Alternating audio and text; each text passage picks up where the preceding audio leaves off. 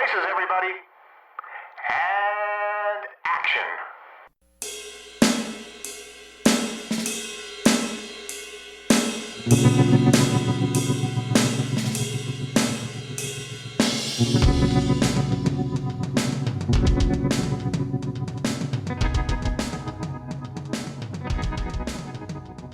It's time once again for the Hooked on Movies podcast.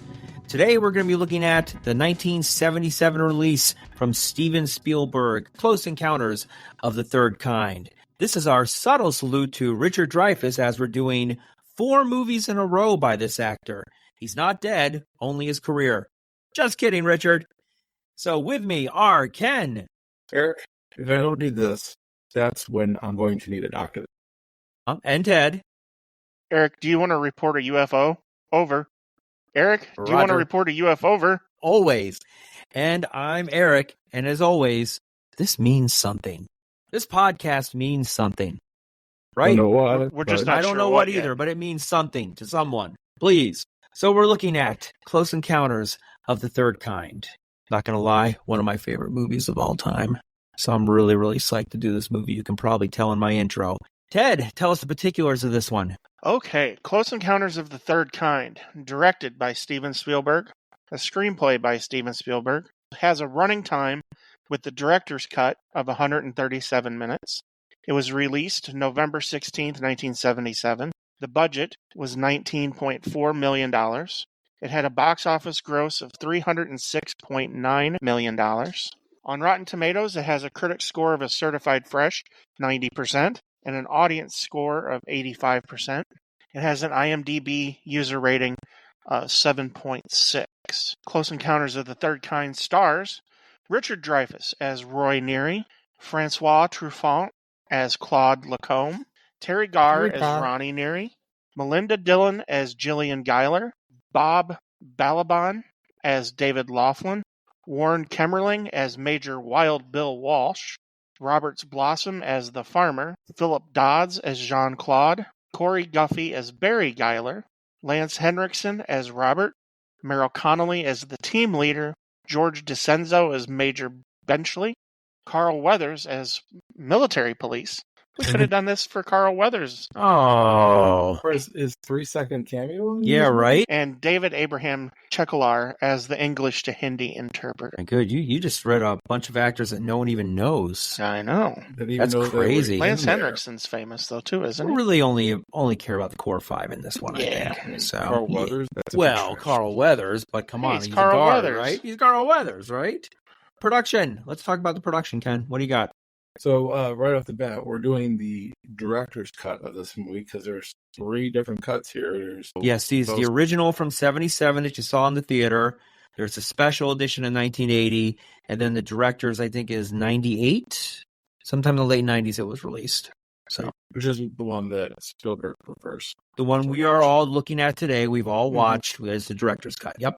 We were confused. We were watching it because we were like, is this the one where they have the Yes. inside of the ship? And it's like, nope, that's the special edition. Different So- scenes. Yep, that's absolutely right. and I understand why Spielberg doesn't care for that, but we'll talk about that later. Mm-hmm. So, John Williams' score was created before the film was edited. Steven Spielberg edited the film to match the music. So a reverse way of what is usually done in film scoring. Both Spielberg and Williams felt that it was, they ultimately gave it a lyrical type of feel. Paul Schrader wrote the original script, but Steven Spielberg got his dirty hands on it and Wow. removed a lot of it out of there. And so Schrader asked for his name to be removed off the credits. claimed When he it was for a little himself, kid. huh? When he was a little kid, his dad woke up in the middle of the night and took his whole family to go see a meteor shower. So he's always been kind of interested in this. That kind of plays out later on in this movie, and we'll talk about that later. Yeah, so initially in his life, he was a very big believer in UFOs, but later in his life, he's kind of changed his tune a little bit. Unfortunately. Really, that's kind of odd, since Mhm. usually people go the other way. His thing was, okay, in the 80s, you had all the VHS, you had all the film cameras, camcorders, it was crazy, and people were seeing stuff left and right. And then after that, no one really sees anything. He's like, people were manipulating stuff probably a little bit more. He doesn't say that he doesn't believe, he's just not as on board as he was when this thing was being written in the early to mid 70s. Well, it was a time there where I think he probably got abducted. Yes, yes. And they probably told him, you can't say anything, you don't believe anymore. So that's where we're at. That makes Also, more sense. Yeah. Dreyfuss also lobbied very heavily for the part of Roy. But Steven Spielberg thought that he was too young for the role. However, Spielberg came to see Dreyfuss as exhibiting and embodying the childlike characteristics that he wanted for Roy, resulting in casting Dreyfuss for the part. But Steven Spielberg really wanted Steve McQueen. But Steve McQueen said, there's a scene where I have to cry. Steve McQueen does not cry. Yeah. Not in a movie. When he read the script, he cried, but Steve McQueen does not cry in the movie. So he said, wow. That was kind of funny, too. What was it? Spielberg met him at a bar and he got involved in a bar fight while he was there? Because Steve McQueen's awesome. Yes. It was a bar, but then I watched Spielberg did a thing with TCM earlier. I think it was this year or last year concerning Close Encounters, and he said that he actually went to his house. This is kind of interesting because there's a big difference between a bar and his house. Right. Now I know they became friends. Yeah. We're going to stick with the bar fight thing because Steve McQueen's a badass and one of the coolest men to have ever lived. Can you imagine McQueen in that role? Wow. No, Spielberg said that he doesn't drink, so when McQueen tried to give him a beer, he's like, "What? I don't drink." I guess he offered him the Colt 45, so that's a lot here. But even if you don't drink, if Steve McQueen offers you a drink, you drink. I think he did, and I think he did have a beer or two, but I think he Steve said McQueen he had 3 to his 14. If we're going with the restaurant version. Version. Yeah. It's kind of like this movie. You have the special edition. 3 different versions of everything. Yeah. And then on top of that, because the future of Columbia Pictures was riding on the success of this film, and that's why we also have 3 different versions, because Columbia Pictures, they needed a moneymaker. Steven Spielberg wanted to prevent any made-for-TV ripoffs. The film was made under extreme secrecy to prevent anyone from directly involved with the production from sneaking into a set. Everyone working on the film was required to wear an ID badge, and on one occasion, Spielberg himself was barred from entry. So those are the production notes, and then I got some awards here to go over with you guys. Exciting stuff right here. I mean, it got nominated for a ton of Academy Awards. Best Director, Best Supporting Actress from Melinda Dillon, Best Art Direction, Best Cinematography, Best Film Editing, Best Original Score, Best Sound, Best Visual Effects, and a Special Achievement Academy Award for winning for sound effects editing. And they also won for Best Cinematography. Amazing enough, did not win for Best Original Score. John Williams, what the heck? When John Williams is nominated, John Williams should win. Isn't that the way it should go? Well, he's been nominated like a record 46 times or something like that. Like every year he's up for something, it feels like. He's been nominated so many times. I also got nominated for some Golden Globe Awards, but didn't win any Golden Globe Awards. It did win some Grammys, Best Album Original Score written for a motion picture or a television special, but also won for Best Instrumental Composition.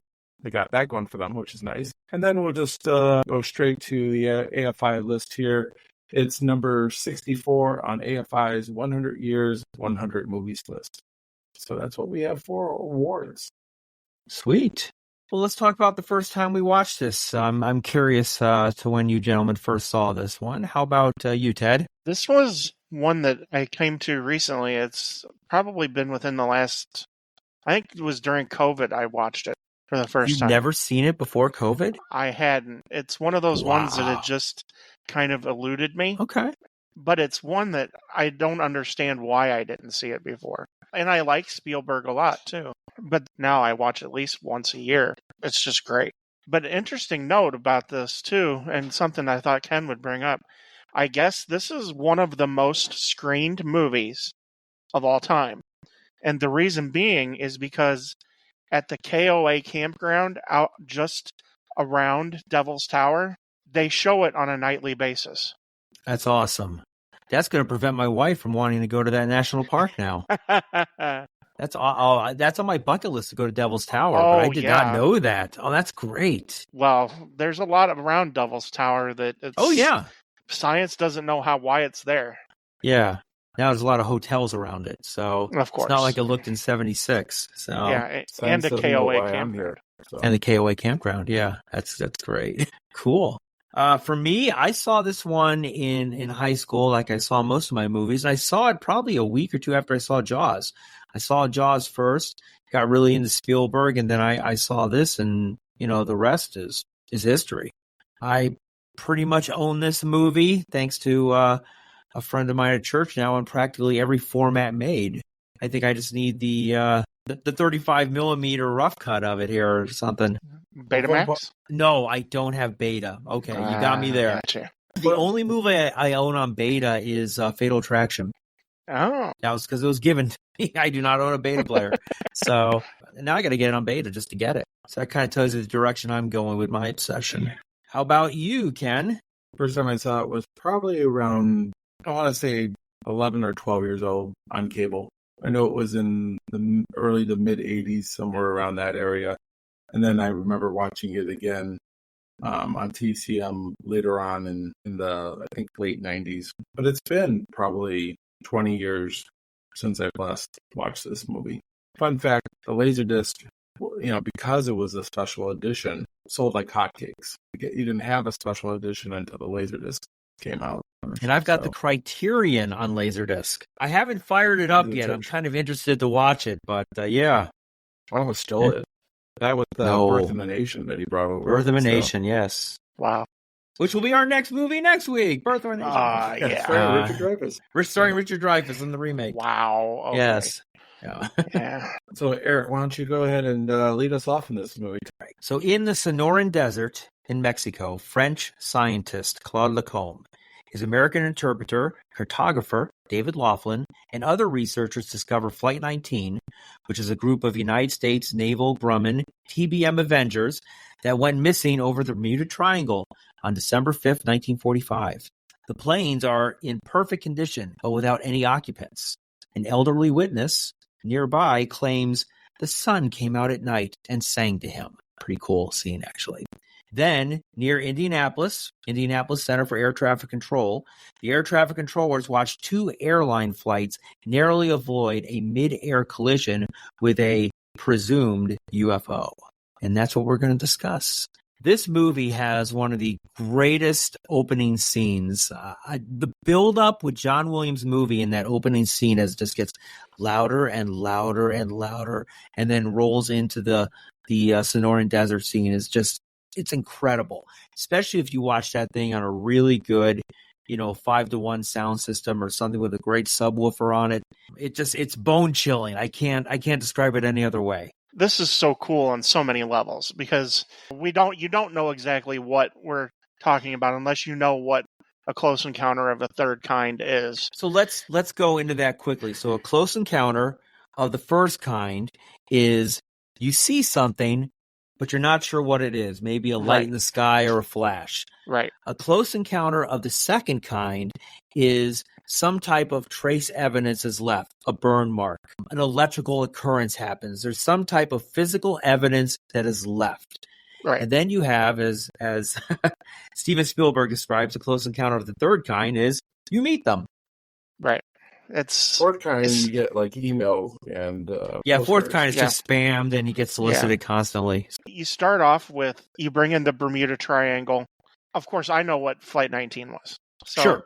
I'm well aware exactly what these bomber planes are, and it's like, holy crap. And they end up in the middle of the desert. It's like, That's completely insane. And I love the old guy because you wonder at first, well, is this one of the pilots? Well, no, it's not. It's just an old guy that sits outside local. this bar. Yeah, it's a local. Yeah. It's tough to see, like the you can tell when they pull up in the middle of the sandstorm that the military there is kind of freaked out. Those are just the local police. They have no idea, man, what's going on. No. And I love the effect of the sandstorm because it just creates an atmosphere. And of course, like, this is going to be a reoccurring thing, the John Williams score here. It sets the tone so well Yeah, it's such a mind trip. And then to go to the flight control. And here in recent years, more air traffic controllers have come out. And more pilots. And more naval pilots, especially. Naval pilots, yeah. Yes. I love the pause. They ask them if they want to report a UFO. And that's why I use that as my quote. The pause, it almost gets uncomfortable. It's very uncomfortable. Absolutely. Because you're waiting for somebody to say something. And you want the air traffic controller to say, did you understand me or did you hear me? Because you're not exactly sure. Did they get abducted? Because it's so silent. And then they hold that silence for the perfect amount of time just to make it uncomfortable. I love that part of the scene. I think it's a great build-up with, especially in the desert, where you have Bob Balaban, who is the cartographer, David Laughlin, who, for our Seinfeld friends, is the president of NBC and does a great work on that show as president of NBC. His reactions to witnessing these planes, they're in perfect condition. They've got fuel in them. They start right up. You know, it's like they just were landed there a couple hours or days ago. And he's like, Right. where are the pilots? Why are they here? The confusion starts. And then you roll into Indianapolis at the Air Traffic Control Center there with the pilots. And that's one of my favorite scenes, actually, because you're seeing it from the air traffic controller's point of view, but you're hearing the pilots. You're picturing in your mind what these pilots are seeing with these. They describe them as white landing lights and these UFOs that are out there, and how one just stops midair and then starts coming back to them. And then you got the conflict alert and everyone starts panicking and stuff. It travels right by them really quickly, and the radio gets really kind of staticky. You can feel it passing by with the static. It's a great buildup with the audio and the visual there. And then, like you said, Ted, with the questions, I wouldn't know what to report. Just confusion. They're like stunned. They don't know what they saw. They don't even know what it is. It's crazy. Even if they did want to report, they probably don't want to report because they're afraid of what might happen to them. Yeah, repercussions. Oh, now yeah, you're crazy. definitely. Oh, Yeah, that's absolutely. They could lose their jobs. Easily. Right. And so that's probably why they're like, yeah, no, that's okay. But I actually kind of semi-disagree with you guys here. So I actually... you're fired. I know, right? I prefer that these two scenes go into reverse. I would rather start it off with the aircrafts, the UFO at the beginning. Because I'm actually confused after the first scene. Wait, you would rather have the Indianapolis Center scene to start Yes, off? I'd rather start off with that, yes. And then go into the desert scene. That's how I would have preferred. Because I am a little confused with the desert scene. I don't know what's going on. Someone like Ted, who's probably a history buff when it comes to knowing what happened to these planes in World War II, I don't. So when I see these planes here without pilots, I'm thinking, well, why now? I kind of know that these are old planes. I mean, I think that's the whole point, is to create that kind of I don't want to say confusion, but kind of like an illusion of you don't understand. Okay, why are we going to this scene now? I agree with you 100%. You're right. It does create that kind of confusion and illusion, but it's a build up towards the end of the movie, or actually towards midway through the movie, where now you start to put the pieces together. Right, you figure it out, and I don't know how I feel about this first scene because of the ending, but I'll talk about that later. I did agree with Ted. I thought the old man for a second was one of those pilots. At first I thought, hey, that could be one of them. But I wish I knew a little bit more about what these planes were, where the significance of these planes were here at the beginning. Because I think it would be a better wow moment for me. Well, they kind of explained it to you, the details of the flight. Even if you don't know anything about history or the Bermuda Triangle, you're realizing this is a training flight that disappeared over, during World War II. Why are they here in the Mexican desert? I think there's some confusion for me also, is because they have that friend scientist, right? And there's doing a lot of interpreting for him and going back and forth. And I feel like that can, for myself, for whatever reason, takes me out of it a little bit. I'd rather him be French and have an accent so I can understand him than having to go between. So you'd rather have Pepe Le Pew out there? Pepe Le Pew, yeah, sure. Yeah. Pepe Le Pew, too rapey. Too rapey. Stop it. Almost Harry. Kitty Cat said no. I do agree that the sandstorm is awesome. I really appreciate that. I do like a little bit of a mystery. Did you notice how the locals didn't even phase them? Mm-mm. Didn't even phase them. Mm-mm. The other guys have got the towels over their mouths and goggles and stuff. These guys are standing out there like it's a normal summer day. It's 80 Yeah, like degrees it's and nothing. No, sunny. it's a sandstorm. Nothing. Well, Ted, why don't you go to the next scene for that? Tell us what we're looking at here.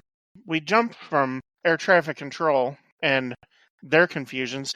We end up in a little boy's room in Muncie, Indiana. So we know that there's an unidentified flying object that's flying across the United States now, based off of the air traffic control. And this little boy, the windows are open and everything, and he's in bed, and all of a sudden his toys all start to activate, kind of like Poltergeist. A little bit, yeah. Mm-hmm. Yeah, that's exactly what I was thinking. This movie does have some precursors to Poltergeist. It's so clearly, does. yes, so does, yes. Yeah. And so the little boy his name is Barry Geiler. He gets out of bed because his toys all turn on, and he goes downstairs. He walks into the kitchen, and the entire contents of the refrigerator are on the floor. And he says hi to something, but we never see what he says hi to. And we see the dog door flipping open. But you can see his eyes and his head shift on the multiple objects. Yeah, definitely. Yeah. They have a dog door, but no dog. Right. And previous owner, I'm sure. Or they ate the dog. I don't know. Right. And so he runs outside, and you can tell he's following something. His mom then wakes up and sees him outside, and she runs to him. This little boy's transfixed by something. This is an amazing scene as well. The whole contents of the refrigerator being on the floor is so disconcerting. It's actually kind of scary right there. It's like, okay, what exactly is going on here? And of course, we get to see the first hint of the lights and everything that's going on outside. It's so trippy. It just makes you wonder what kind of power is in whatever this thing is that's flying over the country. But I love the little boy here. He doesn't say anything, but you can see the little innocence in his eyes of what he's looking at. He doesn't need to say anything, because you get everything you need from him just based off of his expressions. But yeah, the toys coming to life, that's wild, man. Yeah, it's trippy. From what I heard, Steven Spielberg, as far as the child goes, is Carrie Cookie. I guess they called him One Take Carrie or One Take Carrie. Yeah, had a shirt made up for him. Because every time he did it, they did it the right way. Well, I guess Steven Spielberg would do things like make some faces or something in the background to amuse him and stuff, and he just loved it, and it was so usable in the film that they just boom, boom, boom, boom. It's amazing how that happens. Kubrick actually was so transfixed by this child, he wanted him to star as Danny in The Shining. Because at this point, Kubrick had reached out to Spielberg and asked him about him, and one of the starts of their amazing friendship throughout the years. Spielberg's like, he's mine. You can't have him. Yeah, no, he had nothing but praise.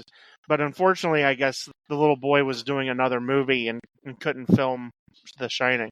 I don't know if he would have been a good fit for The Shining. He doesn't really have any lines here, and it's more reaction. So I don't know how that would have played out as far as being in The Shining. And we also know what happened to these 4 actors in The Shining, and the abuse that Kubrick would, lay upon is infamous. I am confused, though, about the fridge. The fridge, having all its what you do is you put food in there, Ken. No, it keeps it fresh. How fridge works. I understand that. I'm sorry. But I don't understand why the aliens do what they do. Why do they empty out the fridge? It's the same thing they do in E.T., too. It's like all the toys turn precursor. On, but all the electricity goes out. It's a little confusing especially if these are friendly aliens. Yeah, and why did they pick this boy? Why this interaction with this boy? Because it really doesn't last very long.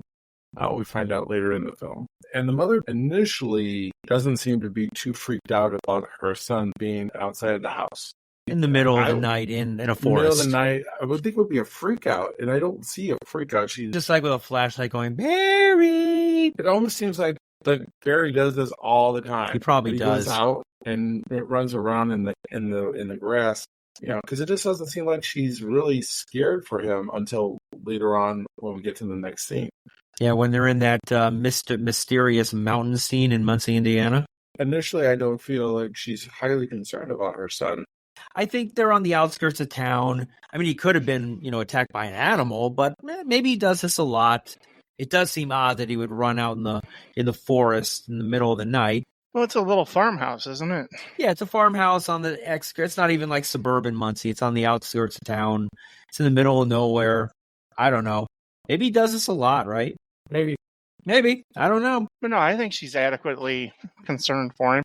And ironically, the mom is actually the part that Terry Garr wanted. And she got put put as... the better role. It was the better role, yeah. That's why. Much better role for her, yeah. It's Steven Spielberg. I think the other role. Yeah, I guess he saw her in a TV commercial, but she had already done Young Frankenstein, Yeah. and she had done some other things, but it was a TV commercial. I think it was a coffee commercial. She was doing a lot of commercials. Yep. Hey, that is like the American housewife right there, and that's who I want to play this part, which is very odd.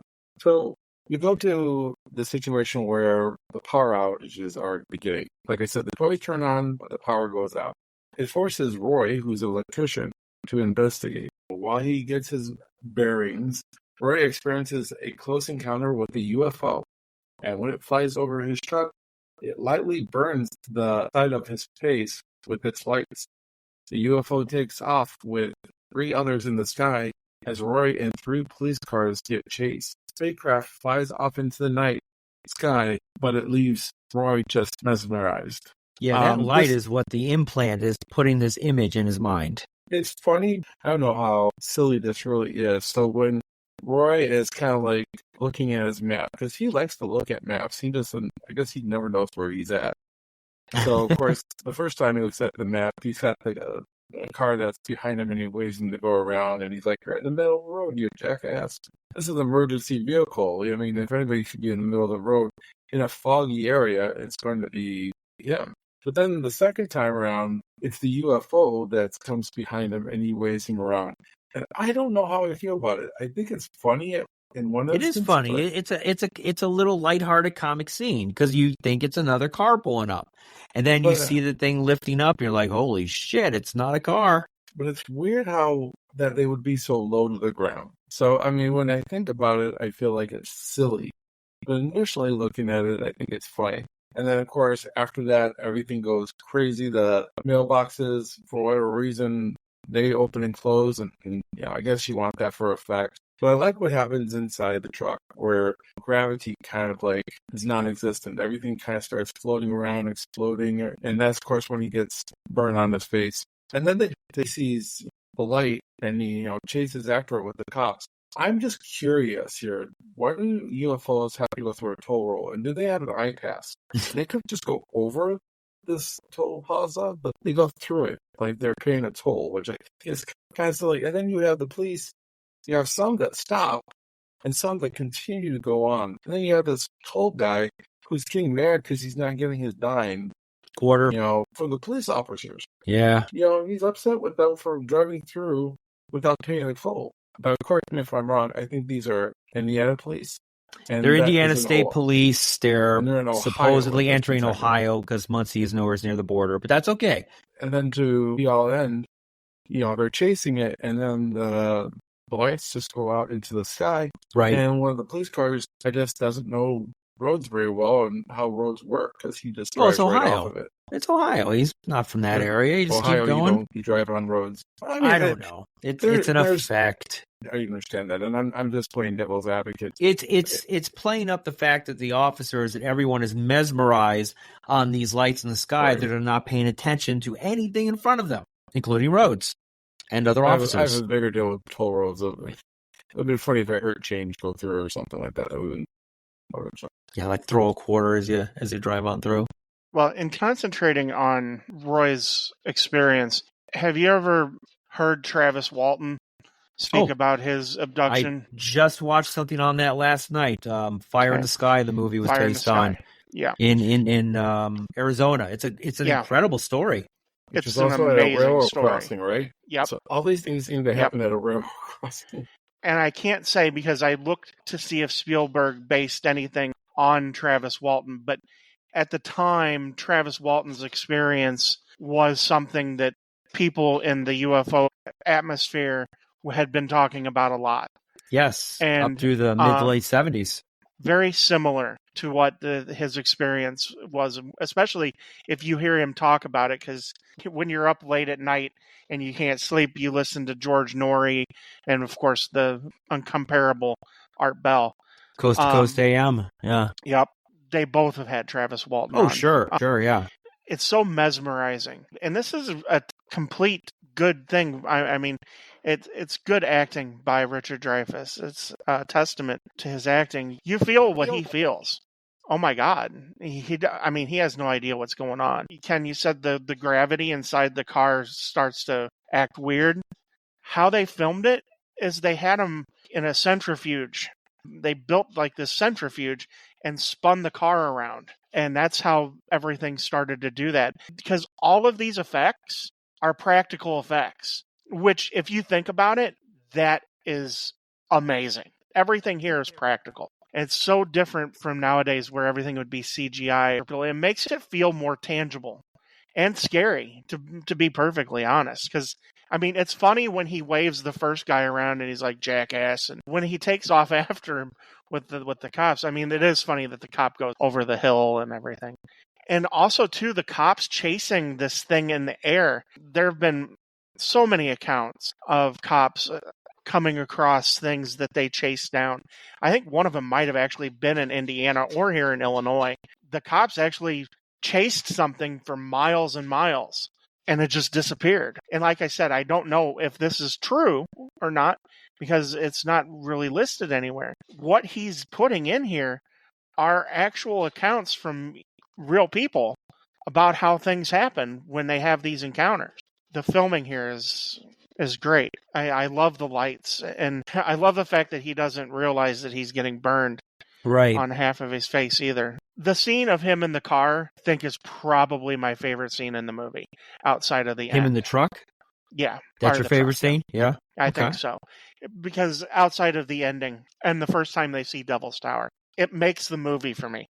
Because it makes it real. It feels real because, here again, I know who Travis Walton is, and I've heard other people talk about their quote-unquote abduction things as well. As far as the burn, it's like a sunburn. You don't notice that you've been burned until you see it later on. One thing I didn't mention in the scene here, the kid is still running away from the mother. The kid sees this guy, and this guy's like they're almost waiting for this UFO to happen. Like, for whatever reason, they know it's going to happen. And this kid is in the middle of the road, and for whatever reason, this guy just kind of like smiles at him and doesn't try to take him out. Oh, you mean the guy looks like James Taylor? Yeah, the guy looks like James Taylor. He does look like James Taylor. He That's does funny. look like James Taylor. That's right. I think it's like a little bit of a family there. Yeah, but that family, they looked a little creepy, didn't they? They looked a little inbred. Are you talking about the ones that had the KFC and they're playing cards? No. Before that, where their family's in the back of the flatbed truck, and it's like two kids, I think. But I mean, they looked a little. Her son still. It looked a lot. It looked a little West Virginia to me. There, it was a little creepy. Yeah, I wonder if they're just UFO enthusiasts that know that something's happening. Yes, right? because I think the father, James Taylor, a.k.a. there, I think he probably got the vision. He probably got the implant, if you will, for lack of a better word. But then the boy shows up, and the mother's chasing him, and nobody's trying to save this kid. And, of course, Roy comes out of nowhere and almost runs the kid down. You know, she has to save him, but nobody's concerned about this little kid in the middle of the road, I guess.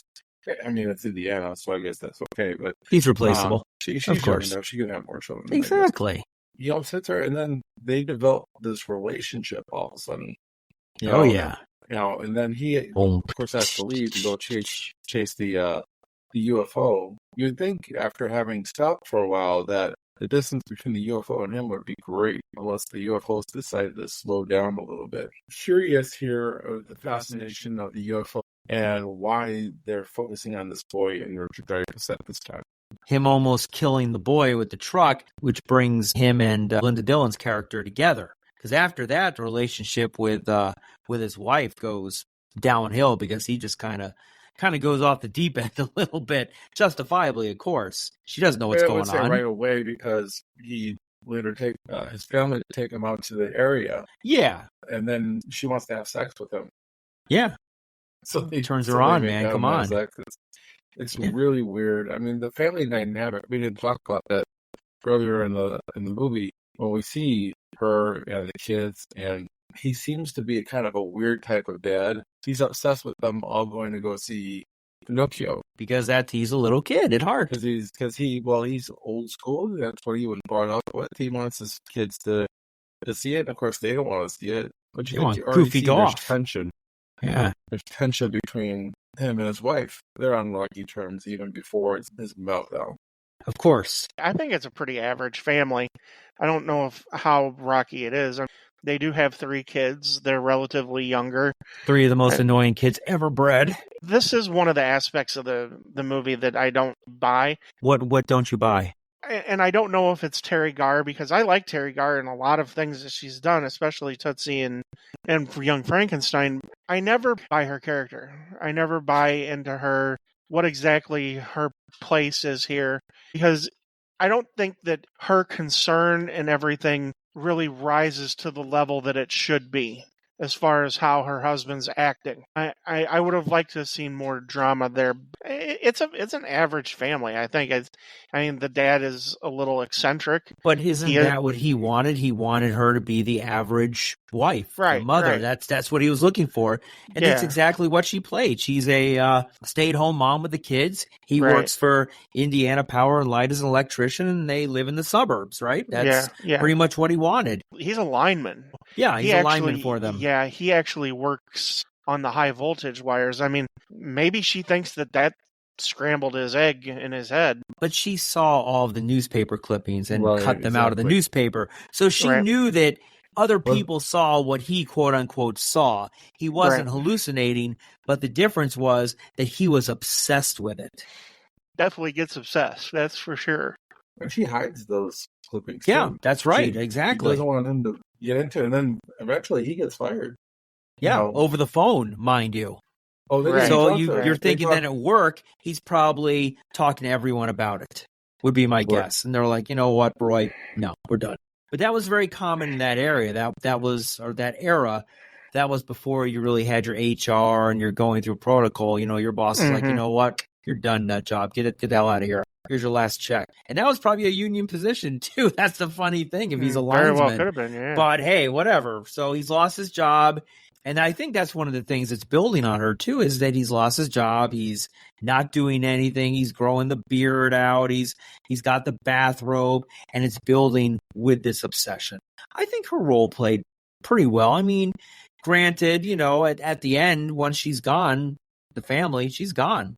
Bye-bye. Yeah. I think this is why Terry Garr, again, didn't want this role. She ran with the other role because it doesn't have... We're supposed to be sympathetic with her, but we don't feel sympathetic with her. And it seems like the kids are kind of like on Dad's side. That's actually a good way to put it, Ken. Yeah, it's better than how I put it. She doesn't come off as sympathetic. Yeah, I think that's a really good way to put it. It's a good way. You're right. Yeah, because the kids definitely like the dad more, apparently. Yeah, I was having a hard time putting my finger on it, and Ken got it. Yeah, it could have been more sympathetic because she tries to stay with him through all this, so you want to be able to feel sympathetic with her. But with her hiding newspaper articles and stuff like that, and giving him a hard time about losing the job and everything. I get that she's going to be upset that he lost a job. I mean, they are a one household income house, Eric said. Him losing his job, I mean, they could lose everything. They're nice little suburban house. On that phone call, too, she's like, they didn't even want to talk to you, Roy. You tell your lunatic husband he's fired. Have a nice day. And she's like, Roy, you've been fired. They didn't even want to talk to you. I mean, it's like, that's probably the image she gains is he is so obsessed that they didn't even want to talk to him. They didn't even want to fire him in person. That's pretty hard. But we don't get to see why that was the case. And is it because he didn't do that job that night? You know, he didn't.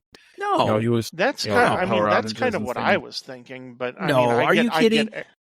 I get what Eric's What do you mean do his job that night? Everyone, the radio chatter was everyone saw UFOs. No one knew what the hell was going on.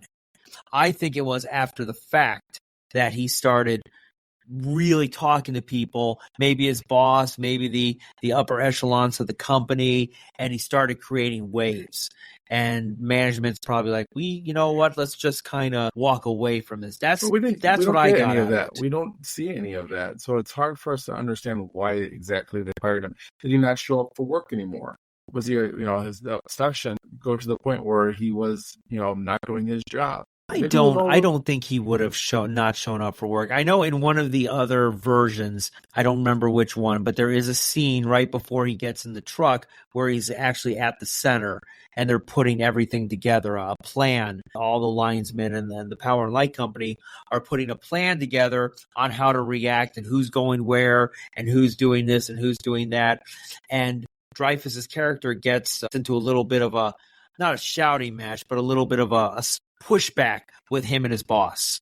He does seem a bit volatile. Yeah. Even with the children. So right.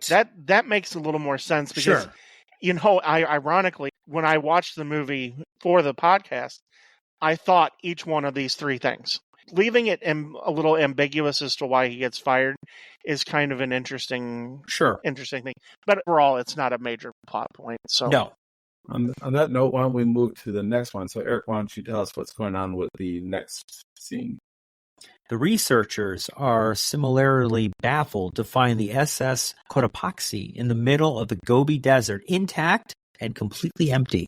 Roy becomes fascinated by UFOs to the dismay of his wife, Ronnie. He obsesses over subliminal images of a mountain shape, often making models of it out of mashed potatoes and other things. Jillian, meanwhile, also becomes obsessed, sketching the unique mountain image. Soon after, she is terrorized in her home by a UFO, which descends from the clouds. She fights off violent attempts by the UFO and unseen beings to enter the home. But in the chaos, Barry is abducted. Bye-bye, Barry. I would say Roy becoming fascinated is an understatement. He is definitely big time. He is definitely obsessed. But I get it. He sees this stupid image, of Devil's Tower, which at the time he doesn't know what it is. Everywhere he goes, he sees it in shaving cream. He sees it in mashed potatoes. He sees it, when he's meeting with the feds, when they all pretty much call him lunatics, he's sitting there sketching it on the newspaper. And how about that guy out there who brings up the Bigfoot?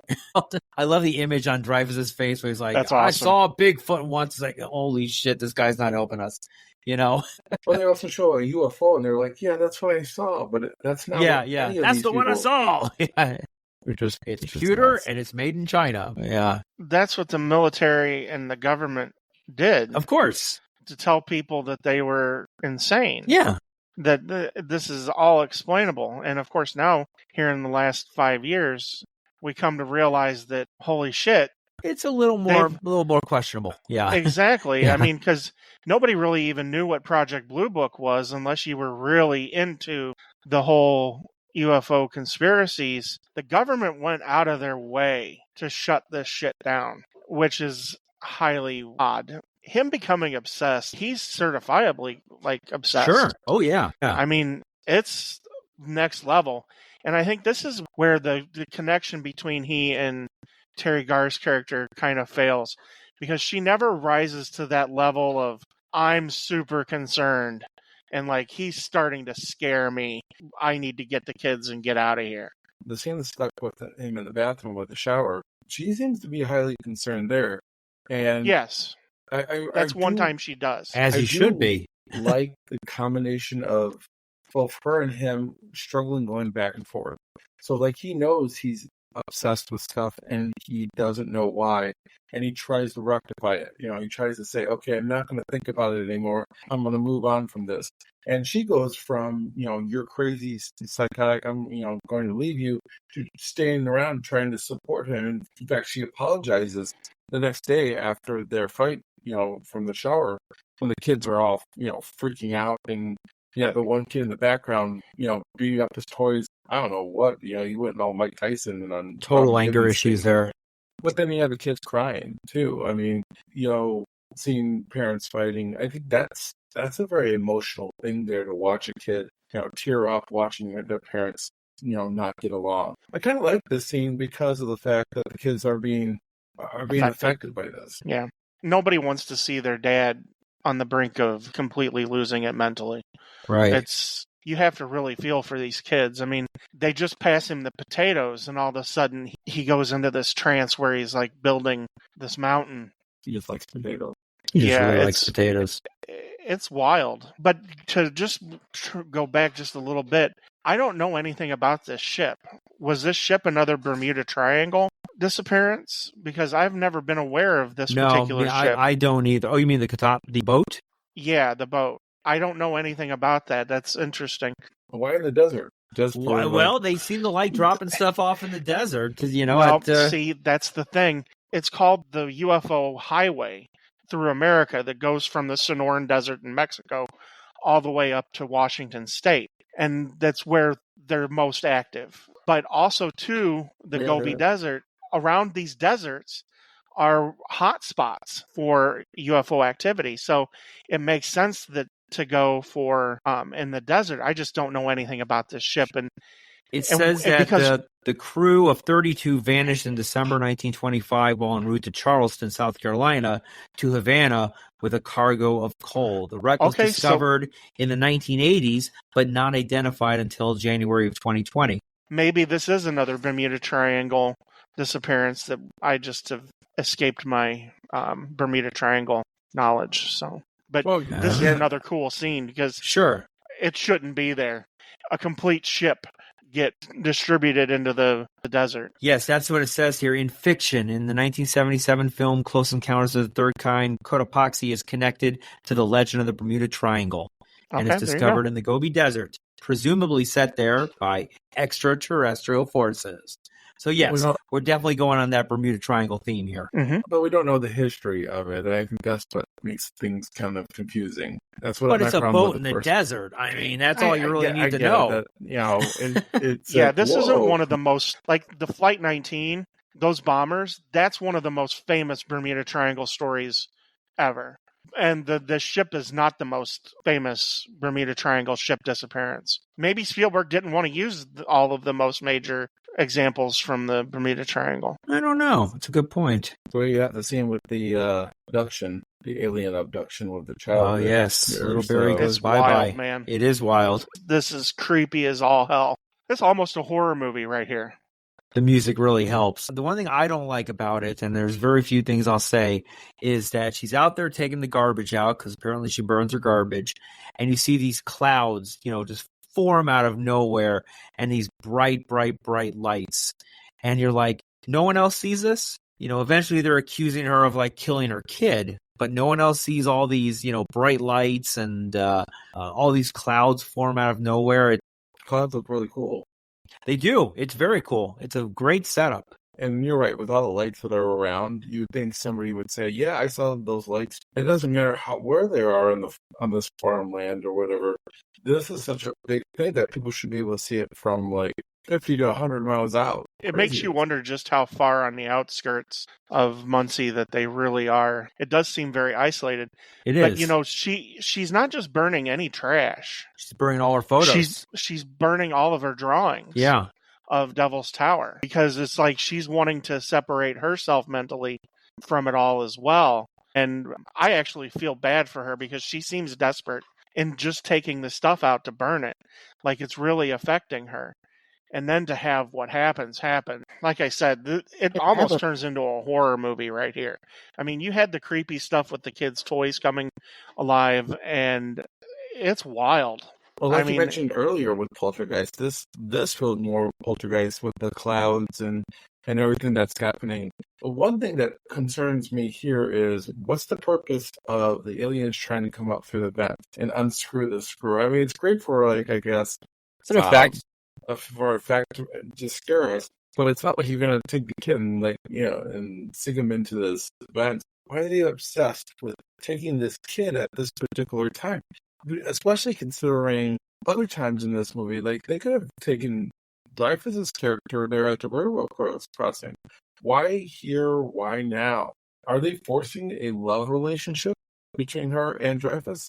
That's a stretch. Exactly, it's a stretch. No, that's a stretch. No, I know it's a stretch. It's just there's something special apparently about, that kid. But there's no payoff. We don't know what's so special about this kid. Well, he comes back. I guess there is a Like payoff. a week or two later. They didn't dissect him or I something, mean, I know we're getting a little too far to the end here, but you have other people that have been abducted for 30, 40 years, and then you have a little kid that's been abducted for 2 weeks. Maybe because maybe he got really annoying and they just wanted to get rid of him after 2 weeks. But I don't understand the reasoning for the kid. Why did they give her the images? Well, I don't think the kid can actually articulate the fact that he's getting these images. I believe that he is as well. Oh, because he plays the little xylophone. Yeah, definitely. Yeah. So he's got the image. He's got it in his head. He just doesn't, he can't articulate it as cleanly as everyone else can. No, but I will say it is a very cool looking scene. It is a very cool looking scene. Yeah. Everything that's going around, kid is obsessed with it too because they think he's trying to get there. He's the one that he actually goes through the buggy door. Yeah, to try to go with these people. He opens the front door, so this kid is obsessed as well. He's sitting with that xylophone and he's trying all the different keys to try to get it exactly right. He's actually pretty bright. This is wild. To shift into the next scene, you talk about stuff that's off the wall wild. Now the government's getting involved. Yeah. The man who's been at the Gobi Desert and he's been at the Sonoran Desert, he's the French, like the leading person in the world. And they come to this, Lancôme or Lacombe. I don't know if it's an ashram that they come to in India, but you have these religious. They're obviously religious. You don't really know if they're Buddhists or what they are, but they're chanting a particular. I think they're Hindu. Yeah, that's very possible as well. Yeah. Most likely, actually. Yeah. So, they're chanting in a particular way, and this guy notices a pattern in what they're saying. It's a 3-tiered pattern, and he creates sign language essentially to what each of these things mean. We know this because he's some sort of tie to the United Nations. And the United Nations, it seems like this particular meeting of the United Nations is secret because there's hardly anybody there. And he plays recordings back of these people chanting. And this is also interesting because if you know anything about a particular part of the world, there is something called throat singing that they do, where they create these very odd noises that come out of their throat, and that's kind of what they're doing. And he just presents all of this to the United Nations, and you don't really get anything as a conclusion out of what happens at the United Nations meeting.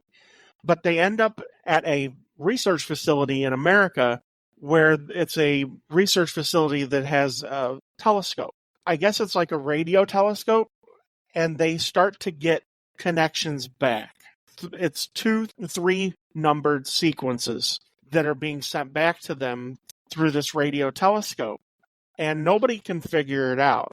But the man who's tasked with translating for this French man is a cartographer. He recognizes the 3 numbered patterns and that they're latitude and longitude, and he breaks the code essentially. And they grab this massive globe and they trace the latitude and longitude to Wyoming in the United States.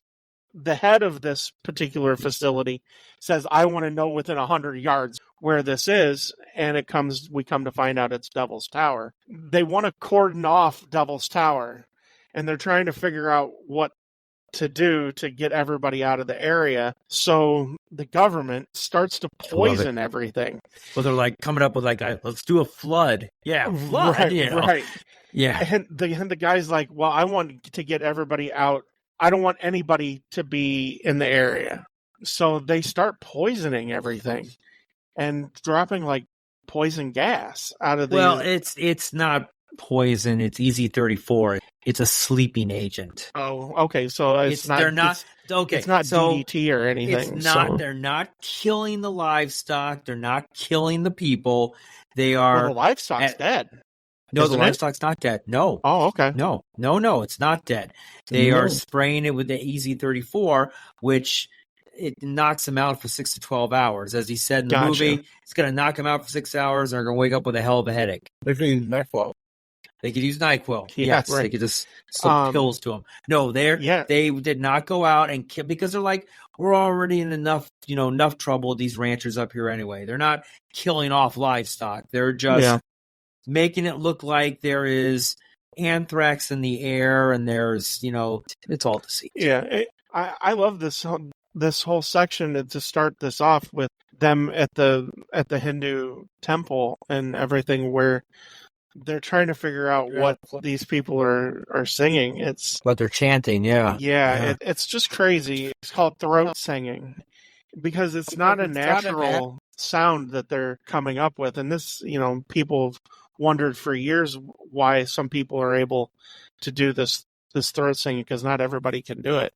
One of these little details that Spielberg includes that really adds a lot of color and depth to the story. Well, one of the biggest problems I have with the scene is the numbers that they come up with. Very low, longitude type of deal. You have all these scientists here, and you have these listed numbers. None of them can figure out that they were coordinates. Maybe not. I mean, hobbies. Well, he's a cartographer. He's not a hobbyist. He's a map maker. Well, first at the beginning he says that he's a map maker, but then he says in this scene here that he used to read maps. Right. That's what a cartographer does. But I mean, he's no longer one. But still, you think no. He is. He says before you hired me to be a, French, whatever it is, I used to read maps. No, he still does. You still think he does? That's his career. Yeah, he just, for whatever reason, speaks fluent French, and they picked him. I don't know why. It's odd. Scientists don't understand longitude and latitude. You have to get a map maker. Apparently, I don't think they've been the signal for very long. It seems like it's very recent because they rushed the head of the department in. It's not like that they've been sitting around for days and days and days trying to figure this out. When I first saw it and I saw those numbers, I knew what those were. Right off really? the bat. You're very impressive, Ken. Yeah, it is. I don't even think it's smartness. I think when you're more well versed in latitude and longitude than no, not by any means. I mean, I'm not a map reader in any type of way, but when I see numbers like that, I would think, if aliens are trying to reach us and they're giving us numbers, I would think that it's location. That's where my mind goes. If you think logically about it, for a long enough period of time, that makes sense, because math is a universal language that if we ever do make total contact with some sort of alien species, it most likely will include some sort of math. And they talk about that in the movie Arrival as well. But a series of 6 numbers in 3 separate sections, you don't really know exactly, especially if you're starting off real quick. Because like I said, it seems like that this is something that has only been going on for a few hours. And you have the first connection, too, that these numbers also, too, coincide with the tones that are being repeated over and over again by Barry and by Roy and the people chanting on the tape. You start to get a connection that something big here is going on. I think this is just cool. And like I said, it adds so much depth to the entire feel of the movie. It's kind of interesting because Roy goes all the way up there, and it's like an old movie scene where she's like being forced onto this train, and he comes and kind of rescues her. It feels very old movie like when he comes out. Kind of Casablanca-ish. Kind of Casablanca-ish, yes. A little bit. And they embrace and the music changes. I don't understand why this relationship is kind of being forced upon us a little bit here. Would it have been more interesting if it was maybe if you left her and this little boy out and it was actually his family that was affecting? No, I like the direction it goes. I like the direction that they're together. They both have the vision. Sure. I mean, but at the same time, we're kind of forcing a romantic. Most movies do that, though. You're always forced a romantic situation in most movies by some stretch. I guess. So let's talk a little bit more about Roy here. So Roy's having some increasingly eccentric behavior which causes his wife to abandon him. She takes the 3 children, with her. Granted, he is, throwing dirt into the house. Yeah. When a news program about a supposed train wreck near Devil's Tower airs on television, Roy and Jillian recognize the same mountain that they have been visualizing. They, along with other travelers experiencing similar vision, set out for Devil's Tower in spite of the public warnings about toxic gas. Most of the travelers are apprehended by the army, but Roy and Jillian reach the site just as the UFO appears in the sky. Great timing on their end. It's kind of weird, all of a sudden he decides he's going to go back to, hey, I'm going to give this up. It's ruining my marriage. It's ruining my family. And then all of a sudden his mind realizes there's more to it here. Right? As he's trying to dismantle what he's built, he rips the top off of it, and then he sees the culmination of the vision. It's what he couldn't wrap his head around, but now that part is ripped up, he sees it in full, and he realizes this is it. And then it just sets him in a tailspin. He's going to make it bigger and stronger. So he goes out and he's like stealing chicken wire from his next door neighbor. She threatens him with a blow dryer, by the way, which why she doesn't call the police, why nobody calls the police on him is ridiculous. Here's a guy, he's throwing plants into the house, which it looks like that he's having a fit and that his wife might be in danger. If I'm a neighbor, I'm thinking his wife his family might be in danger the way he's doing things. And, he gets wheelbarrows of dirt and he's throwing everything like through the kitchen window. I mean, why not use the sliding doors or the front door? I mean, it's a little bit faster and maybe you won't cause as much, it'll get it to where you need to get it to instead of I think they're trying to show that he's really off his rocker. Like his obsession has clouded his vision. I know, I understand. And you want him to be a little bit crazy. But he kind of goes in between crazy and not crazy.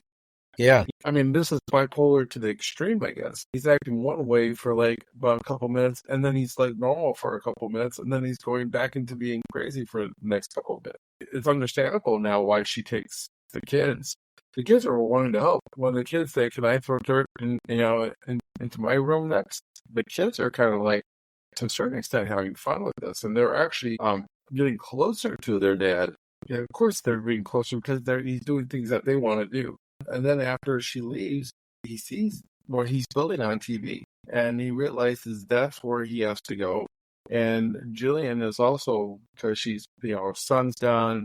I'm kind of wondering what happened to this child that got abducted because she's at home, but she's still focused on this area, the Devil's Tower.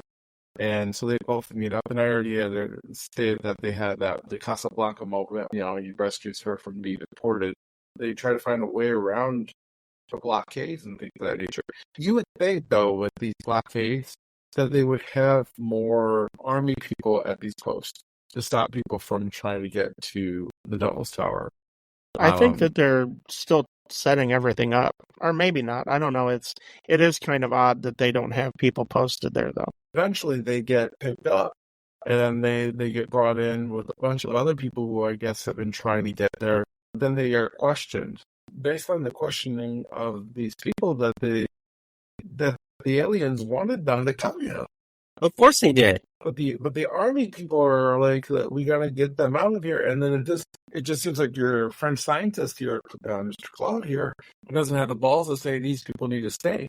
Well, first off, if you let these people show up, now you're admitting there's UFOs. So if you let civilians show up, you're admitting, yep, there are UFOs. They're already admitting there's UFOs. They're building a landing strip for the UFOs right now. Yes, but they're not telling the people that. They're not going to tell the people. But these investigations, when they talk to these people and then they realize, yes, that fits. We need you to stay. No. We need you on board. You're definitely not a politician, because that's not how politicians work. I'm not a politician, but we don't even feel like the politicians are in this. It's between the French scientists and the army. Lacombe is just brought in as an advisor. He doesn't have any power. He's not even an American. Why do they get to interview these people? I almost felt like they're in charge. Do we ever find out who's truly in charge of this whole thing? So that's where the scientists are, and Claude is. Well, that's what I'm saying. Isn't Claude in charge with this whole thing? And if he is, shouldn't he be able to pick people and say, that these people need to come with us. But instead, Well, the military's like, seems they to could be have a strong- fanatics or, they're looking out for safety, if you will, of the area. Ultimately, the military and the government want this to themselves. Let's be honest. Mhm. That's what they want. They don't want any civilians from around the world, mind you. These people have come from all over the world, not just the United States. Put them on this helicopter, but nobody's watching them. I mean, 3 of them are easily get away. Yeah. They don't even notice that they got away, it seems like. You don't think these people are going to jump off? They're crazy right now. They've come all the way from all these other places just to be here. Don't you think if they have this type of obsession that they would jump off the helicopter and make a run for it? These are the kind of silly things that I kind of have. Well, 3 did. 3 did, and easily. They didn't even notice that they were gone. And I don't know, man. And then you had that third guy, and they're on the mountain trying to get away, and he's like, "Oh, they're just crop dusting." Yeah, I know. That was so stupid. Where's I'm like, the crops? What crops are you look, talking they're just about? crop dusting. Of course they are. Yes. Crop dusting on a mountain. Come on. Yes. Yeah, I know. The fact that he could say they're crop dusting and everything, the plane does look like a crop duster. Also, too, there is a thing where some people, their brains want to explain the unexplainable as to what's going on. In his mind, the most logical explanation is that they're crop dusting, that it's not something extraterrestrial or something out of the ordinary. So, I mean, that does kind of make sense. One thing here, and this is why I thought that the cattle and all of the animals that were dead, is because of around some of these UFO sightings in real life, there's cattle mutilation. Yeah, that's real life, though. Yeah. Yeah, because everything else up to this point, when it refers to the aliens and contact, has been pretty accurate that Spielberg's included here, and that's why I thought that this was cattle mutilation. And so if you caught this when Jillian and Roy are caught, when they have their little bird with them in the car, and the guy takes their bird, you hear a little right. He sprays it, and it knocks it out. Okay. And then you see him walk it by Jillian. She's looking at it, and the bird looks like it's dead because the air is bad. Yeah, no, remember, it's a train accident that's had chemicals in the air. They're not saying that, aliens have mutilated the cattle or the animals around there. But yeah, I know what you're saying in real life. Another reason that I believe in the crop dusting, because if there was like plastics in the air from a train accident, what are you going to think? What are they going to put in the air? Well, they're just seeding the clouds, right, Ted? Right, exactly. They're just seeding the clouds. Of course, they have to make that situation where Roy's having a hard time getting up the mountain, and Jillian has to save him. Yeah. Has to save him. I kind of like that to a certain extent. Exactly. She's kind of almost a hero here because without her help, he's going to slide down. Thing. They're dumping this thing into the air, right, to immobilize them all, right? Easy 4. What is the radius of this thing? I mean, you have to have direct contact. Does it have to fall on you for it to immobilize you? You just apparently inhale it in the air, and it kind of that's my you thing. Collapse. That they would be close enough that when this thing is dropped, that they would still be in trouble. You saw the birds dropping and stuff too. Like I said, I don't know, man. Should have just shot everyone on sight. Why don't you wrap us up on this, Eric, and tell us the rest of this movie? So the government specialists at the site begin to communicate with all the UFOs, which gradually appear by the dozens, by using light and sound on a large electrical billboard and a piano, mind you. An enormous mothership eventually lands to release many abductees from different eras. World War II pilots, Cotopaxi sailors, adults, children, animals, everybody. And Barry, too. He returns and reunites with his mom, Jillian. The government officials hastily prepare Roy for inclusion in its select group of potential visitors to the mothership. The extraterrestrials finally emerge from the mothership and select Roy to join their travels.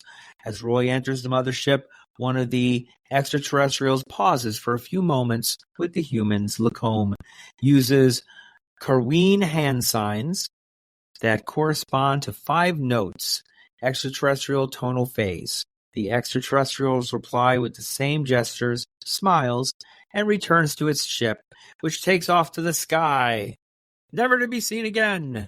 And then you have John Williams' music closing us out.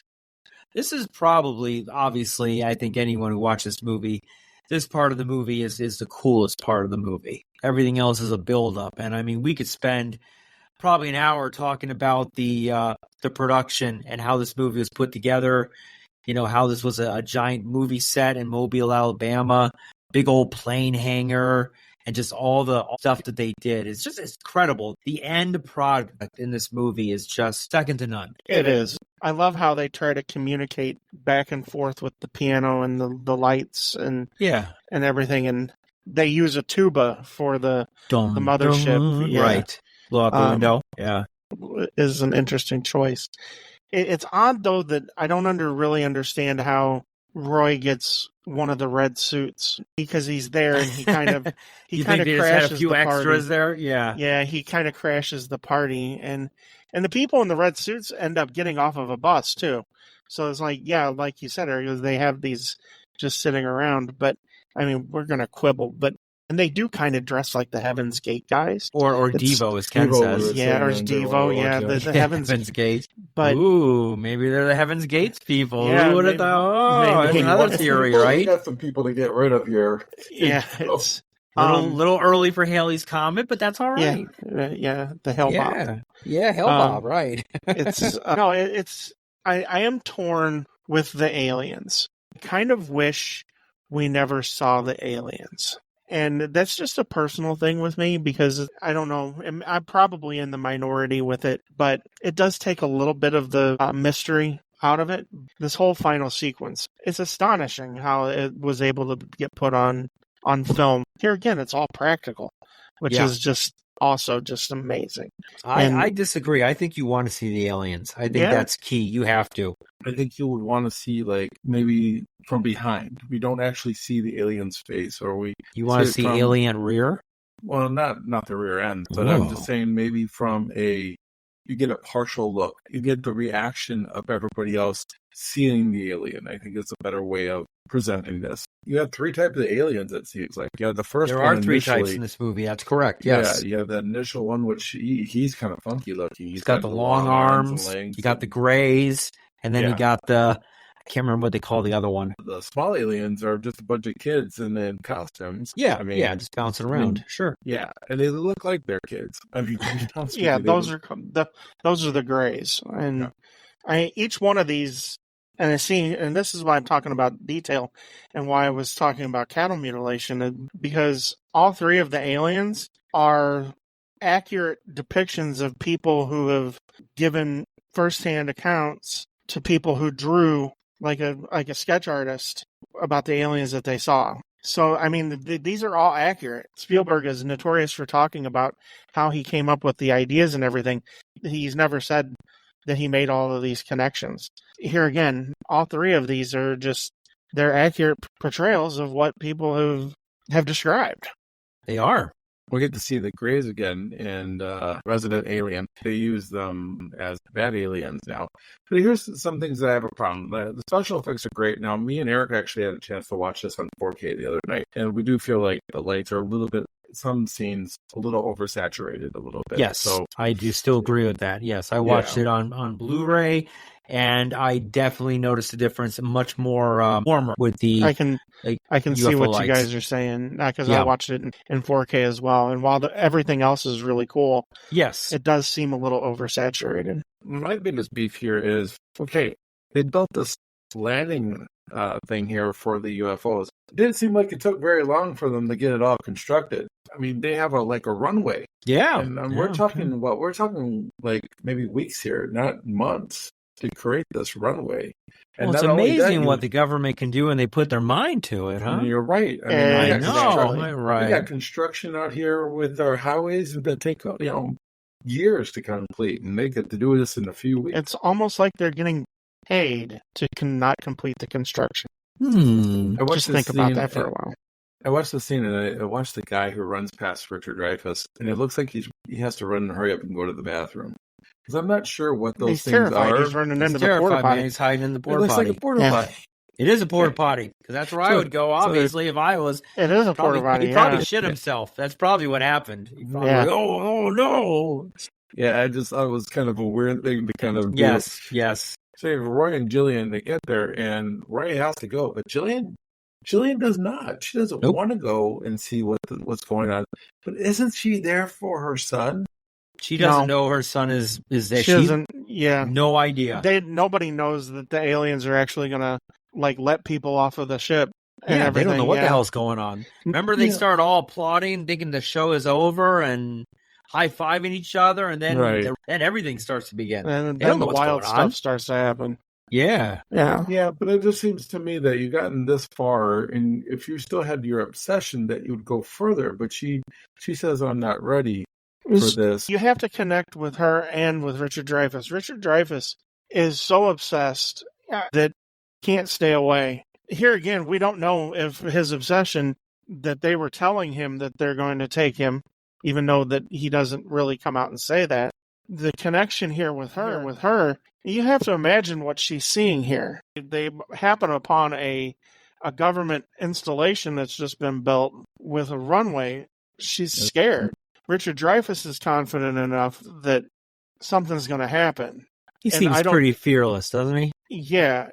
He's confident something's going to happen here. And so he goes down. Here again, we don't know what type of message has been implanted into his brain or into his subconscious, because, well, that's another thing. I mean, you have the hypnosis aspect that in real life that people do, but you don't know what has been implanted as far as his memory, into his subconscious, that says that he needs to go down there and that they're going to take him. Why one person?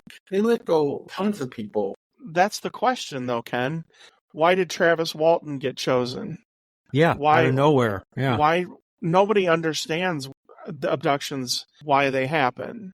It happens to random people. At one point, the scientists bring up Einstein, and the one scientist looks at the guy and goes, well, he was probably an alien too. Yeah, he goes, Einstein was probably one of them. Yeah. So here's my thing here is, though, they planted this in multiple people, including Jillian and him and a bunch of others. At the end, it's just him that gets to go on the ship.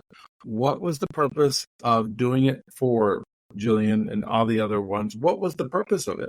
My theory is they only got one because the Army only let one. And that's the whole point. You put it into mass people, you get the more people to go there. And plus, too, I mean, they did abduct these airmen. And this is all speculation. Yeah. And we're really diving really deep into the psychology of it here. Abducting those airmen, they might have some sort of an idea of how the government works, and that the government would try to keep this hush-hush. And so by putting more people out there and getting as many people to come here as possible, you have as many testimonials from real people that are all going to be unrefutable. And so it's almost like that they want to be noticed and that they want this to be out there. And so that's how I kind of looked at it. As far as choosing Roy, I don't know why they chose Roy, but here again, we don't know why. If you believe the people that have been abducted, why they were chosen. They're particularly random. It's very random. I'm also interested to find out if these aliens stand outside of time, because the airmen don't age. No, they don't. Age no, they haven't. Almost like time's froze. So then now you get into the really deep science of space travel. It's believed if light speed travel is going to occur, they have to create some sort of a wormhole. And here again, we're getting really deep science here with this stuff. Deep in the weeds. So far into math and science, it's way above my pay grade. It's just things that I have seen like Neil deGrasse Tyson talk about and Carl Sagan talk about. It's all bringing Einstein's theory of relativity into action, where you fold time in on itself, because otherwise space travel would take too long, because we talk about light years. It makes sense that they wouldn't have aged. I don't believe that it's a time travel type of a thing, because that's a whole another set of conspiracy theories. But yeah, it makes sense because of the math involved that they wouldn't necessarily have aged, or they haven't aged nearly as long as what they should have. It's ambiguous as to how far they've aged. We don't know if they're exactly the same or what, because the planes being totally intact and workable, that's understandable. They're mechanical. But the people, we don't really get an accurate assessment of how long they've aged. But it's not nearly as long as it should have been, because these guys were probably in their early to mid-20s when they disappeared. They do look like they're about 30 now. When Spielberg wrote this, a lot of these theories and things hadn't been really fleshed out. And the fact that he was able to take that math, it adds up. Okay, so now we're at the end of the movie, and we have the airmen and the people probably from the boat, and we've got a guy in his dog.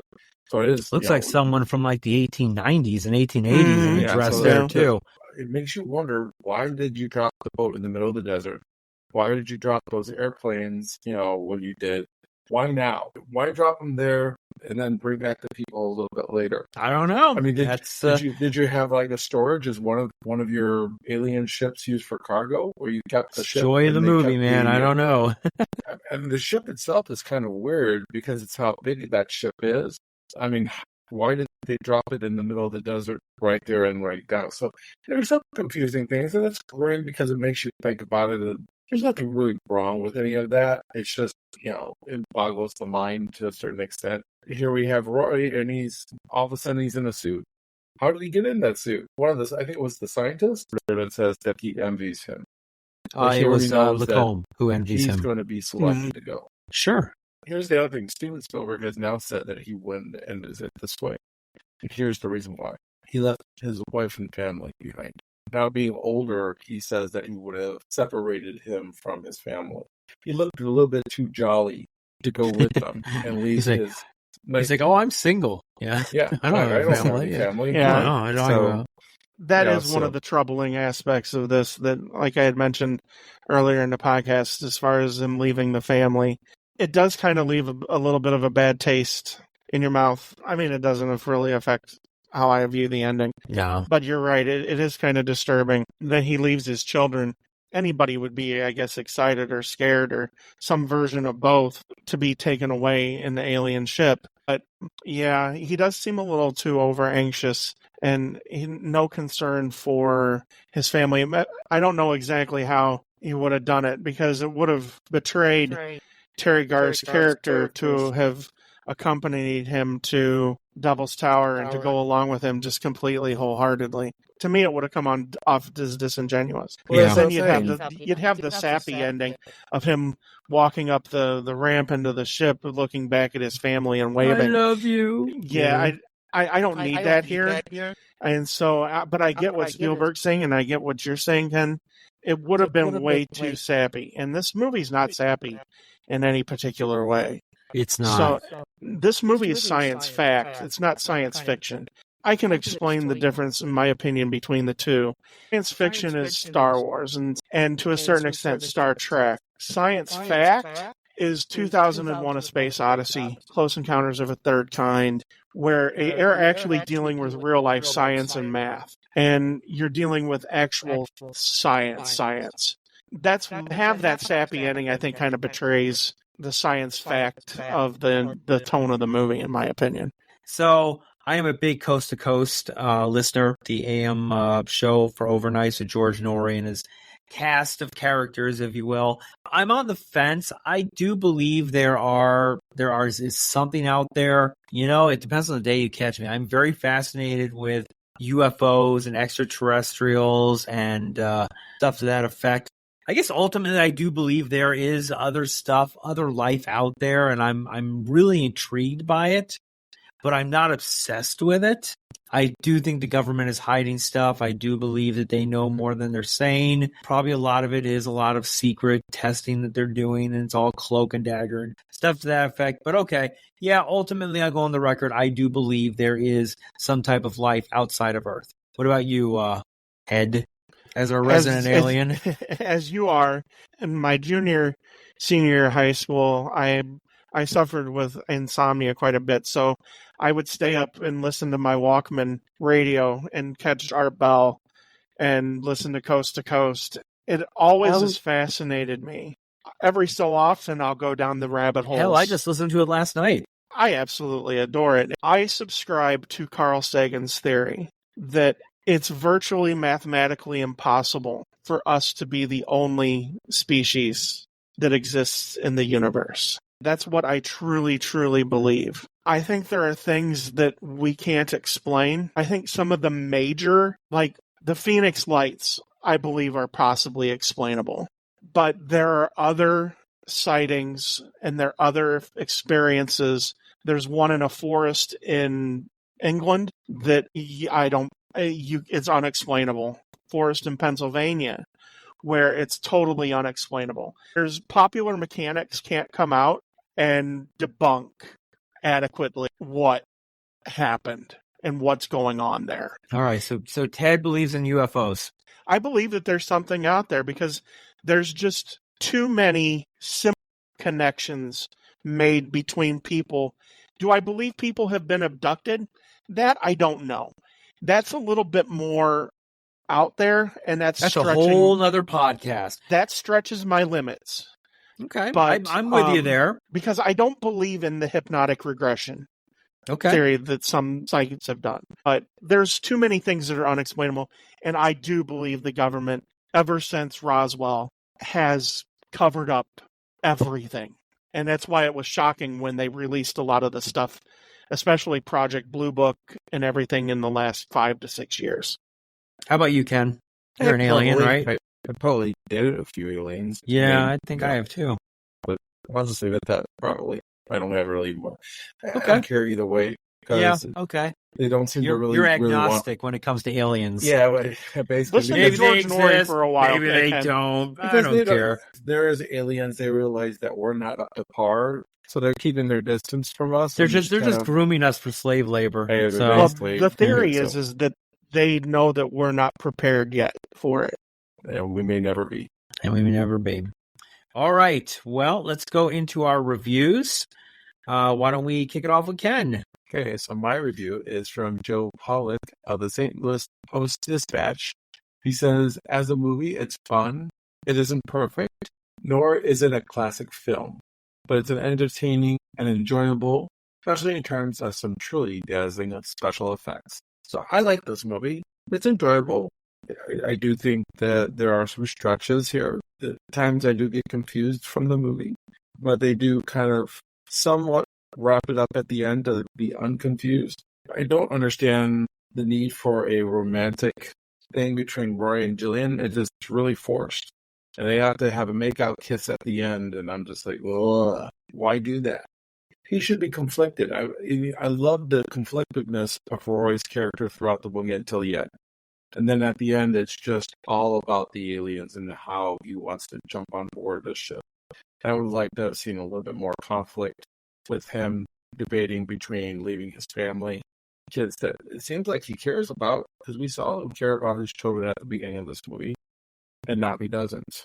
The special effects are awesome, but the story itself kind of lacks. I think Richard Dreyfuss saves this film from being mediocre because I think his performance is great. He has a childlike quality to him, even playing a character roughly in his 30s that we can somewhat like and identify. He's a very likable character for the most part.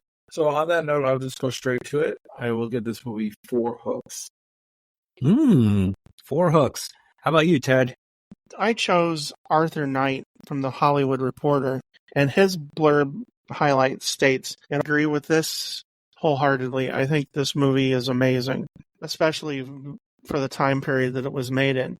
And like I said briefly before, there's a difference between science fiction and science fact. And this movie does fall directly into the science fact category for me because of everything that we've talked about throughout the movie, that it's based in reality and also dealing with high-level math and science. I'm transfixed by this movie. I agree because Gene Siskel also mentioned it's hopeful. And that, I think, is an undercurrent here, too. This isn't Independence Day. You know what I mean?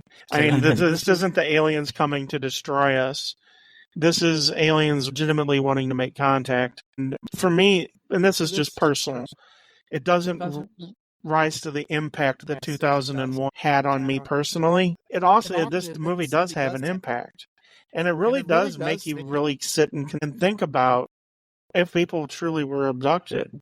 have we made contact with aliens? I mean, we have had two sitting presidents that have said that they saw things that they didn't understand. Jimmy Carter and Ronald Reagan both. And don't forget about Richard Nixon's obsession with UFOs too. Exactly. Yeah. So this movie has a major impact. I think the performances here really are great. I think Richard Dreyfuss does an amazing job as to making you feel sympathy for him and what he's going through. This is a 5-hook movie for me. There's a reason that this movie has been put into the Library of Congress and has been saved for posterity. It's an amazing movie. And John Williams here, I don't know how much more we can say about John Williams. He's the Mozart and Beethoven of our generation. He's absolutely amazing here. And the way that he and Spielberg link the music up here, every single scene, the tone is set perfectly with everything that's going on and then with the music. It's a beautiful combination. It's a beautiful movie. Okay. Well, no surprise for me. This is a 5-hook movie. It's my favorite movie of all time. I can't say anything bad about it because I love this movie and I watch it over and over and over again. And I watch all the versions. And I'm not a real sci-fi nut. So for this to be my favorite movie, it's got to tell you something. All the performances are incredible. It's just a great movie. It's a timeless movie. It's a movie that definitely is not outdated, even though a lot of the technology is outdated. Special effects for the era, I think, are top-notch, and I think it transforms to even today's generation and today's society for watching the movie. So 5 hooks from me. Favorite movie of all time. So happy we got to talk about it. Ted, tell us what's going on in the World Wide Web. We can be found on Twitter at hookedon_movies. Come over and tell us if you believe in aliens or if you believe that you've been abducted. Tell us your story. All right, now you're opening up a wormhole there. That's exactly. Yeah. But regardless, whatever podcast version you're listening to us on, whether it be Apple, Spotify, Good Pods, leave us a 5-star rating and you can leave us a review there. That would be helpful. It helps us get noticed. It's a good way to help our podcast. Cool. And Ken, before we talk about Facebook, what's the next movie we're going to be doing? We're going to do another Richard Dreyfuss, may I say, classic movie called Let It Ride, also with Terry Garr. Lighthearted comedy, actually. Well, it's not a sequel to Close Encounters. It is not. No, but who knows? Maybe this is what happens to him. He's dropped off 5 and 6 years later, and he's a gambler now. He's a compulsive gambler, and yeah, it's a fun movie. I think we'll look at it. It's definitely doing a 180 from like a Jaws and a Close Encounters to a movie probably that maybe not a lot of people out there are familiar with. No, probably not a lot of, but I've never seen it. For you all to watch. Oh, Ted's never seen it. No. Ted's virgin eyes will get to see Let It Ride. So we're looking forward to that one for our next episode. Yep. What's going on Facebook? Feel free to join our Facebook group. Just look up us on Hooked on Movies and ask to join the group and get involved. We love to talk about the movies that you like, the movies that we review. I post some trailers sometimes on there, clips from movies. It's a fun discussion. We're in a discussion right now of a movie called The Frighteners, which was a Peter Jackson movie that was made before he became famous for The Lord of the Rings. So one of our people on our Facebook page brought that up. So continue to bring up movies that you want to discuss. It's fun discussion. Feel free to let us know what you want us to review down the road. We are kind of booked for the rest of the year, but it doesn't mean that we won't consider it down the road. Cool. Thank you, Ken. Well, that's all the time we have for this episode of Hooked on Movies podcast. And as always, I'll be back. See you at the movies. See you next time at Hooked on Movies.